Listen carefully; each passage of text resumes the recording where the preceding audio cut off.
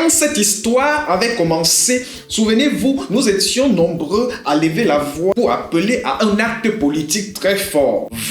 Vous pensiez à la libération des prisonniers politiques et moi, je pensais tout simplement à redonner au sport toute la ferveur populaire qu'on lui connaît dans ce pays organisateur plein de paradoxes. Quand l'histoire avait commencé, disais-je, on était nombreux à penser que ces nombreux pères de famille méritaient de regarder la CAN aussi chez eux, sinon devant le petit écran, du moins dans les stades à la dimension mondiale telle qu'on nous l'a présentée. Nous étions sans oublier le contexte et les manœuvres du pays organisateur, mais nous croyions à un acte politique digne de ce nom. Nous y croyions dur comme fer. Je suis au regret de vous dire aujourd'hui que j'ai changé d'avis. Oh non, plus de politique dans le sport. Et vous vous souvenez que lors de la précédente chronique, je vous faisais mention d'un artisan caché de toutes les belles victoires pour lesquelles vous vous réjouissez. Oui, aux actes politiques qu'il viserait à libérer les prisonniers politiques, mais non. Et non, je dis bien un gros non à cette politique qui veut plutôt nous arracher des victoires sportivement conquises, sportivement arrachées, sportivement acquises. Ah non, ce ne sont pas les gris-gris. Oh très chers frères algériens,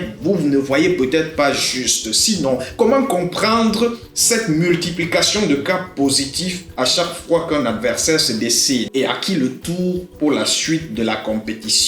Rendez-nous nos victoires savoureuses parce qu'elles sont belles, parce qu'elles sont dûment arrachées aux adversaires de poids. Rendez-nous nos victoires car c'en est de trop avec cette histoire de Covid-19.